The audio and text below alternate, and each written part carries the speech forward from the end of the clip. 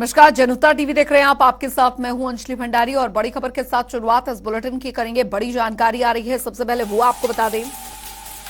बड़ी और अहम खबर, शीतकालीन सत्र का आज तीसरा दिन। जी हां, आज तीसरा दिन 11 बजे शुरू होगी सदन की कार्रवाई। इस वक्त की बड़ी खबर आपको बता दें, प्रश्नकाल के साथ होगी सदन की कार्रवाई शुरू। बड़ी जानकारी आ रही है, सीएम सुक्कू करेंगे प्रस्ताव। ये बड़ी जानकारी, पर्यटन रजिस्ट्रेशन में संशोधन का ये प्रस्ताव रखेंगे मुख्यमंत्री। और शीतकालीन सत्र का आज तीसरा दिन 11 बजे सदन की कार्रवाई जो है वो शुरू हो जाएगी। तो बड़ी खबर आपको बता दें, हिमाचल विधानसभा शीतकालीन सत्र का तीसरा दिन, प्रश्नकाल के साथ कार्रवाई शुरू होगी। सीएम सुक्कू करेंगे प्रस्ताव। पर्यटन रजिस्ट्रेशन में संशोधन का प्रस्ताव जो है वो करेंगे आज। तो शीतकालीन सत्र का आज तीसरा दिन, ये बड़ी खबर आपको बता रहे हैं। बड़ी जानकारी आपको यहां पर दे दें। और हिमाचल ब्यूरो चीफ विकास शर्मा हमारे साथ धर्मशाला से इस बीच सीधे जुड़ गए हैं इस खबर पर ज्यादा जानकारी के साथ। विकास, हिमाचल विधानसभा शीतकालीन सत्र का आज तीसरा दिन है, काफी महत्वपूर्ण आज का दिन जो है सदन की कार्रवाई का वो रहने वाला है।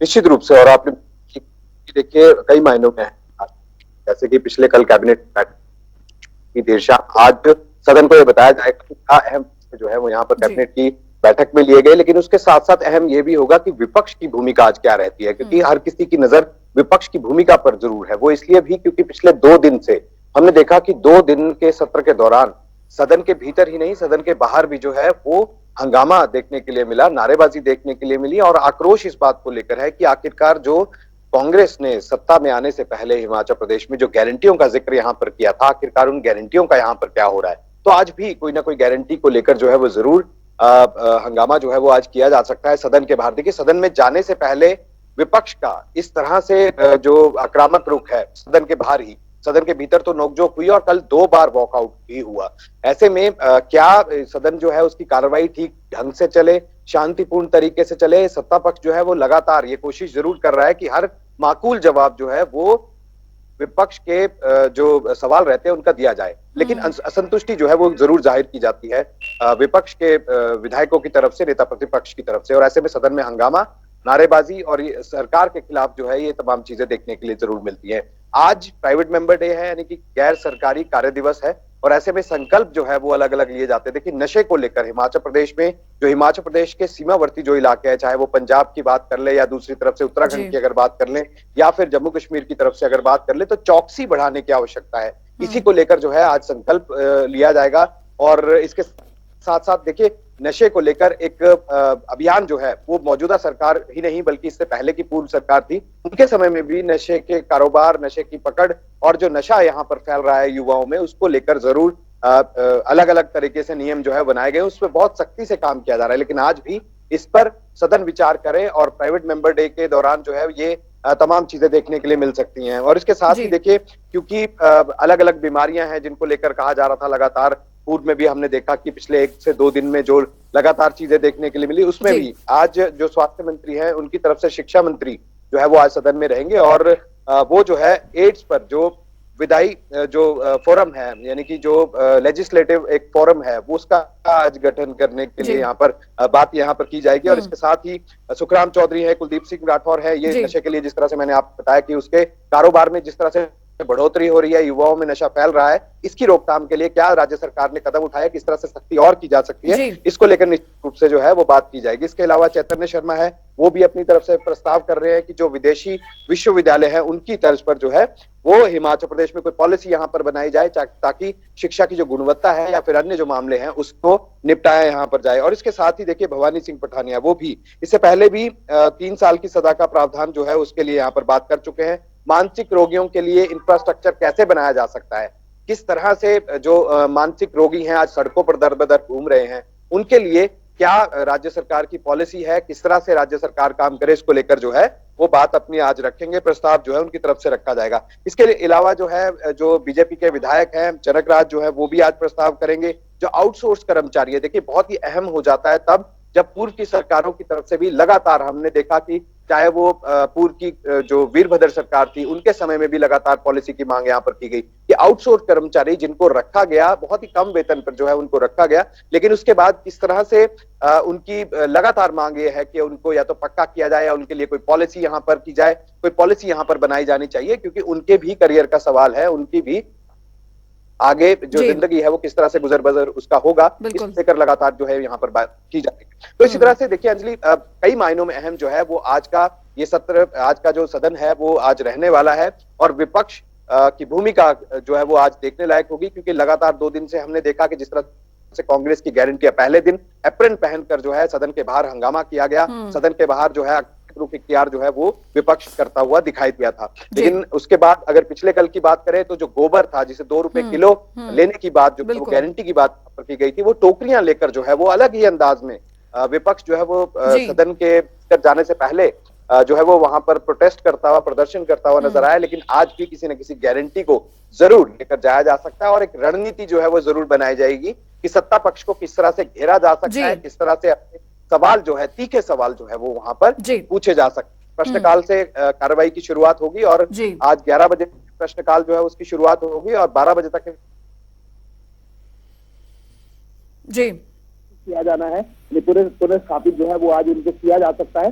तो ये तमाम चीजें हैं। देखिए पिछले कल भी हमने देखा, देखा कि से पक्ष और सत्ता पक्ष ने देखा, लेकिन इसके साथ साथ जो पिछले कल विधेयक जो गए, विकास किस तरह से किया जा सकता है, चाहे वो पर्यटन को लेकर जो है वो फोकस में रखे हुए राज्य सरकार। तो ऐसे में आज ये भी कहा गया कि जो आज के लिए जो प्रस्तावित है कि आज जो पिछले कल पर्यटन विकास निगम है उनकी तरफ से जो उनके रजिस्ट्रेशन की तरफ से B&B यानी कि ब्रेड एंड ब्रेकफास्ट जो एक चीज रहती है, जिस तरह से गेस्ट हाउसेज हैं या फिर होटल्स हैं, उनकी रजिस्ट्री किस तरह से करनी होगी। तो ऐसे में अवैध तरीके से जो पर्यटन कारोबारी इस तरह से काम कर रहे हैं उसके ऊपर शिकंजा जो है वो यहाँ पर कसा जाएगा। इस विधेयक के पुनर्स्थापित होने के बाद से 30 दिन का समय उनको दिया गया है। कहा गया कि 30 दिन के अंदर आप फिर से रजिस्ट्रेशन करेंगे ताकि हिमाचल प्रदेश लीगल तरीके से काम हो और सरकार की जो अपना राजस्व है उसमें बढ़ोतरी जो है वो यहाँ पर। ठीक, नजर बनाए रखिए, हम आपसे आगे भी अपडेट लेते रहेंगे। बहुत बहुत शुक्रिया विकास शर्मा इस तमाम जानकारी के लिए। तो शीतकालीन सत्र का आज तीसरा दिन है, बेहद महत्वपूर्ण यहाँ पर हर दृष्टि से हो जाता है सत्र का। आज गैर सरकारी सदस्य दिवस भी है।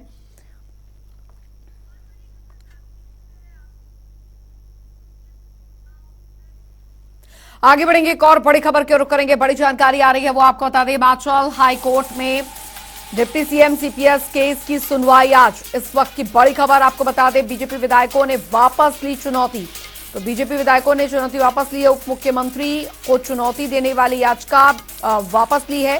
सीपीएस मामले में 2 जनवरी को अब अगली सुनवाई जो है वो होगी।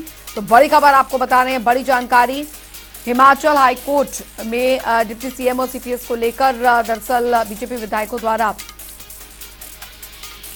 केस की सुनवाई बीजेपी विधायकों ने वापस ली चुनौती। इस वक्त की बड़ी खबर, उप मुख्यमंत्री को चुनौती देने वाली याचिका जो है वो बीजेपी विधायकों ने वापस ली है। पिछली बार हमारे आर्गुमेंट्स तो कॉन्क्लूड हो गए थे जो पिटिशनर्स की तरफ से थे। आज सीपीएस की तरफ से और स्टेट की तरफ से सरकार ने अपना पक्ष रखना था, पर सरकारी वकील आज अपना पक्ष नहीं रख पाए, क्योंकि उनकी ये दलील थी कि कोई और अन्य मुद्दे लगे हैं, उसमें सरकार की तरफ से जितने भी आर्गुमेंट्स करने थे वो नहीं थे। और दूसरा, जब कोर्ट ने सरकार को ये कहा कि सीपीएस की तरफ से अगर कोई अपने आर्गुमेंट्स रखना चाहता है, कोई अपना पक्ष रखना चाहता है, तो सुंदर सिंह ठाकुर जी की तरफ से एक अधिवक्ता देवेंद्र खन्ना जी ने अपना पक्ष रखा। आज कोर्ट ने उनको सुना, और जब हमने अपना इसका विरोध किया कि कोर्ट में व्यस्तता होना कोई एडजर्नमेंट का एक कारण नहीं है, तो कोर्ट ने इसका कड़ा संज्ञान लिया और अब अगला जो तारीख फिक्स की है वो 2 तारीख की फिक्स की है। और कोर्ट ने अपने आदेश में लिखा है कि कोई भी ifs and buts next date of hearing में नहीं होगी, और किसी भी कीमत पर उसको सरकार को उस दिन इस मुद्दे पर बहस करनी पड़ेगी।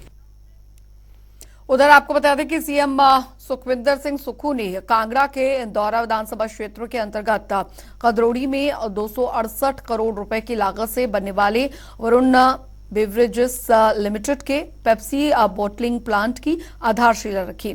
साथ ही उन्होंने कहा कि कांगड़ा जिले में इतने बड़े निवेश से लगने वाला ये पहला उद्योग है। इससे क्षेत्र में विकास को नई रफ्तार और आर्थिकी को बढ़ावा मिलेगा।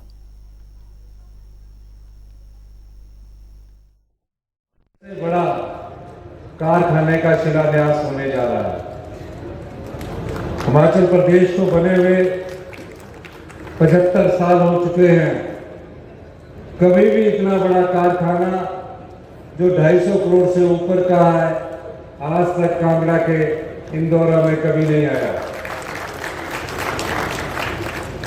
और पिछले 10 साल से भी हम जितना मर्जी इन्वेस्टमेंट करने की बात करते हो, लेकिन मैं धन्यवाद देना चाहूंगा रविकांत जयपुरिया जी का कि आपसे हमारी मुलाकात हुई और आपने कहा कि मैं हिमाचल प्रदेश में जो देवभूमि है उसमें अपना एक कारखाना लगाने के बारे में विचार कर रहा हूं। हमने कहा कि आप विचार नहीं, आप वहां लगाइए। हिमाचल के लोग एक तो बड़े मेहनती लोग हैं, सीधे साधे लोग हैं, आपको हर काम में मदद मिलेगी। और आज खुशी है कि जो 3 महीने पहले आपसे बात हुई थी, आज उसका शिलान्यास करने मैं और कंपनी के चेयरमैन श्री रविकांत जयपुरी जी खुद आए हैं। हमारा सपना हिमाचल प्रदेश को आत्मनिर्भर बनाना है। उधर आपको बता दें कि बिजली निजीकरण और स्मार्ट मीटर के विरोध में दरअसल सीपीआईएम ने शिमला के कालीबाड़ी में अधिवेशन किया है और उनका कहना यही है कि स्मार्ट मीटर लगाने से रोजगार खत्म होता जा रहा है और उपभोक्ताओं पर भी प्रतिमाह अतिरिक्त खर्च बढ़ रहा है। साथ ही उन्होंने सरकार से मांग की है कि निजीकरण और स्मार्ट मीटर की जो प्रक्रिया को बंद किया जाए। परंतु अब जिस तरीके से किया है ये हमारी पार्टी इसका विरोध कर रही है और ये जो स्मार्ट मीटर लगाए जा रहे हैं इसका भी विरोध करती है। ये जो अभी वर्तमान में जो सुखविंदर सिंह सुक्खू जी की जो सरकार बनी है, हालांकि उन्होंने जो है वो टेंडर पिछली सरकार ने जो किया था रद्द कर दिया, परंतु आज वो केंद्र सरकार से 380 करोड़ लेने के लिए जो है उसकी कवायद जो है शुरू कर दी और उन द्वारा से टेंडर शुरू किया। हम आज मांग कर रहे हैं कि इसका जो है ये जो बिजली का निरीकरण और स्मार्ट मीटरिंग की जो योजना है इसको जो है वर्तमान सरकार जो है बंद करे, क्योंकि देश के अंदर जिस प्रकार से केरल की जो वाम मोर्चा की सरकार है उन्होंने बिल्कुल इसको जो है मना कर दिया है लगाने से, तो हम ये मांग कर रहे हैं और इस अधिवेशन के माध्यम से आज हम सरकार से इस मांग को आगे ले जाते हुए यदि सरकार जो है इस बिजली के निजीकरण को और स्मार्ट मीटर योजना को नहीं रोक लगाती है तो आने वाले समय में एक बड़ा आंदोलन जो है शिमला शहर और पूरे प्रदेश के अंदर होगा। उधर आपको बता दें कि रेणुका जी से कांग्रेस विधायक विनय कुमार विधानसभा के नए उपाध्यक्ष बनाए गए हैं और विधानसभा उपाध्यक्ष के पद पर नियुक्ति होने के बाद रेणुका जी क्षेत्र में जश्न का माहौल है। क्षेत्र में कांग्रेस कार्यकर्ताओं ने जश्न मनाया और खुशी में मिठाइयां भी बांटी गई।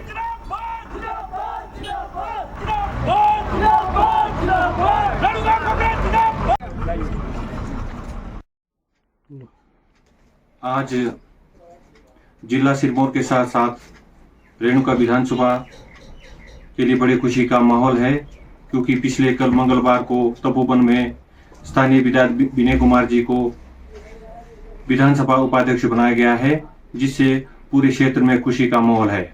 आज हमने हरिपुर धार में इस अवसर पर बाजार में पूरे हरिपुर धार के व महर जोन के सभी कार्यकर्ता उपस्थित थे और इस खुशी पर सभी ने लड्डू बांटे। हम माननीय मुख्यमंत्री सुखविंदर सिंह सुक्खू जी का बहुत बहुत धन्यवाद करते हैं। मुकेश अग्निहोत्री जी, रानी साहिबा का बहुत बहुत धन्यवाद करते हैं। उधर आपको बता दें कि ढालपुर के क्षेत्रीय अस्पताल में मरीजों के लिए मेडिकल कॉलेज के आधार पर ब्लड कंपोनेंट सेपरेटर मशीन की स्थापना की गई थी, लेकिन 1 साल से ज्यादा समय बीतने के बाद भी इस मशीन को ना तो लाइसेंस मिल पाया है और ना ही इस मशीन को चलाने के लिए टेक्नीशियन की नियुक्ति हो पाई है। तो वहीं प्रदेश में कांग्रेस सरकार का भी 1 साल पूरा हो गया है। एक तरफ प्रदेश की कांग्रेस सरकार जनता को बेहतर स्वास्थ्य सुविधा देने का दावा तो कर रही है, लेकिन ढालपुर अस्पताल में 1 साल से इस यूनिट को लाइसेंस न मिलना भी सरकार की कार्यप्रणाली पर सवाल खड़े कर रहा है। कुल्लू हॉस्पिटल में कंपोनेंट सेपरेशन जो यूनिट स्टार्ट होना है, तो हमारे एक टेक्नीशियन जिनको शिमला से उन्होंने बोला कि 2 हफ्ते की ट्रेनिंग करवाई जाए। हमने कंपोनेंट सेपरेशन में उनको 2 हफ्ते की ट्रेनिंग करवा दी है और उसके बाद हमने सारे कागज़ भर के, क्योंकि इसकी परमिशन जो देता है वो drug controller of Himachal Pradesh जो कि बद्दी में है, वहाँ से हमें परमिशन आती है। तो हमने अपने सारे कागज़ जो परटेनिंग टू सेपरेटर यूनिट जो है कंपोनेंट सेपरेशन यूनिट के हमने सारे सबमिट कर दिए हैं। अब हमें वहाँ से बद्दी से जो ड्रग कंट्रोलर है वो एक टीम भेजेंगे ताकि इसका इंस्पेक्शन किया जा सके और इंस्पेक्शन करने के बाद मुझे उम्मीद है कि ये कंपोनेंट सेपरेटर यूनिट हमारा यहाँ कुल्लू में स्टार्ट हो जाएगा, अगर कोई ऑब्जेक्शन ना लगा। कुछ एक छोटे मोटे ऑब्जेक्शन उन्होंने पहले रेज किए थे, वो हमारे जो मेडिकल अफसर थे, एक काउंसलर के लिए उन्होंने किया था, तो हमने उन ऑब्जेक्शन को दुरुस्त करके भेज दिया है। उधर भारतीय जनता पार्टी किसान मोर्चा के प्रदेश अध्यक्ष संजीव देष्टा ने दरअसल मंडी में आयोजित प्रेस वार्ता के दौरान कांग्रेस सरकार पर जमकर निशाना साधा। आपको बता दें कि संजीव देष्टा ने कांग्रेस सरकार पर तंज कसते हुए कहा कि त्रासदी के दौर में भी प्रदेश सरकार 1 साल का जश्न मनाने में व्यस्त थी और जब प्रदेश में आपदा के कारण किसानों को कई कठिनाइयों का सामना करना पड़ रहा था, तो उस समय प्रदेश सरकार ने किसानों को राहत देने की बजाय उल्टा उन पर जुर्माना लगा दिया। धर्मशाला में जो कांग्रेस ने 1 साल का जश्न मनाया, वो सिर्फ इस बात का जश्न था कि जैसे कैसे इन्होंने 1 साल निकाल दी है, सिर्फ इस बात का जश्न था। अच्छा होता उस जश्न में खर्च किया गया पैसा, जो हिमाचल प्रदेश में त्रासदी आई है, 500 लोग की उसमें जान चले गई और अन्य लोग बेघर हो गए, लोगों की जमीनें बह गई, लोगों के बगीचे बह गए। अच्छा होता जश्न में खर्च किया गया पैसा किसानों के हित में लगाते। मैं भी किसान मोर्चा की अपनी पूरी टीम के साथ इनका धन्यवाद करता। एक किसान का त्रासदी के समय में सेब सड़ रहा था, मजबूरन किसान को नाले में फेंकना पड़ा, उस किसान पर 1 लाख का जुर्माना कर दिया। यह किसान विरोधी सरकार है, किसान हितैषी सरकार नहीं है।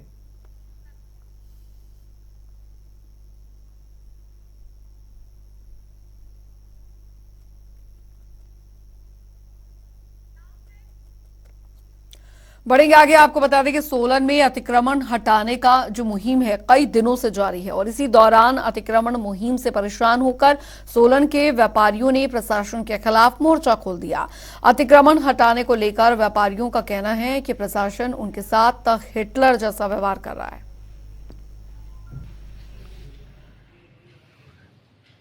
जैसे आज हमने आधा दिन के लिए बाजार बंद की कॉल की थी, तो उसके बाद माननीय जिलाधीश महोदय के पास हम गए थे। वहाँ एसडीएम मैडम भी थी और डीएसपी ट्रैफिक इंचार्ज भी वहाँ पर बैठे थे। हमारी उनसे बहुत डिटेल चर्चा हुई जिलाधीश महोदय से। तो जिलाधीश महोदय ने माना इस बात को और हमने कहा कि आप चाहते क्या है, पहले आप ये बताइए। ये जो पीला पंजा लेके आपके ऑफिसर जो निकले हैं, इसका मैसेज गलत जा रहा है। इसका मैसेज मतलब एक दहशत का माहौल सोलन में क्रिएट हुआ। तो हम चाहते हैं रुकना चाहिए और आप बताइए आपकी प्रशासन चाह कर रहा है। तो चाह रहे कि हम पैदल चलने वालों के लिए कोकानाला से लेकर पुराने डीसी ऑफिस तक या पुराने डीसी ऑफिस से लेकर कोटनाल तक हम एक पैदल चलने का मार्ग बनाना चाहते हैं। तो हमने कहा कि जो आप ये कार्रवाई कर रहे हो, किसी की मतलब सीढ़ी टूट रही है, किसी की ग्रिल टूट रही है, किसी का रास्ता टूट रहा है, तो आपके पास योजना क्या है? क्या आपने पैदल चलने मार्ग बनाने के मार्ग का आपने क्या टेंडर कर दिया? हम चाहते हैं कि अगर आप इतनी कार्रवाई कर रहे हो तो आप साथ साथ पैदल मार्ग बनाए।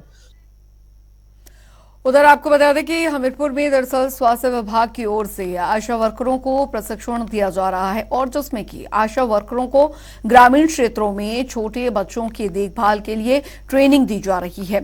मुख्य चिकित्सा अधिकारी डॉक्टर आर.के. अग्निहोत्री ने बताया कि दरअसल इस प्रशिक्षण के दौरान 3 महीने से 15 महीने तक के बच्चों को होने वाली बीमारियों की जांच की जाएगी और साथ ही उनके देखभाल का ध्यान भी रखा जाएगा। आज हमारा जो है ये तीसरा बैच है जिसमें आशा वर्कर, एएनएम और सुपरवाइज़र आ रहे हैं। इसमें HBYC के नाम से ये 5 दिन की ट्रेनिंग है जिसमें home based young care children जो होते हैं हमारे उनका देख रेख होती है। एक तो होती है 42 डेज तक की HBYC जिसमें कि आशा वर्कर 42 दिन की डिलीवरी के बाद 6 से 7 विजिट करती है होम पे। अब उसके बाद जो नेक्स्ट शेड्यूल आया सरकार का कि जो 3 महीने से लेके 3 साल तक जो हमारे बच्चे हैं उनका चेकअप जो है आशा वर्कर एएनएम जो है वो हर 3 महीने में करेगी। तो हमारे जो छोटे बच्चे हैं क्योंकि वही पे थोड़ी जो प्रॉब्लम होती है, गांव में पता नहीं लगता कि बीमारी है, ग्रोथ ठीक है, वेट ठीक है, हाइट ठीक है, अगर उसमें कुछ कमी पेशी पाई जाती है तो आशा जो है वो 3 महीने के बाद और हमारा हेल्थ वर्कर उसको देखेगा और अगर कोई प्रॉब्लम पाई जाती है तो उसको PSC, CHE या डिस्ट्रिक्ट हॉस्पिटल में भेजा जाएगा। चलिए इसी के साथ पहाड़ प्रभात की खबरों में अभी के लिए फिलहाल इतना ही। वक्त एक छोटे से ब्रेक का।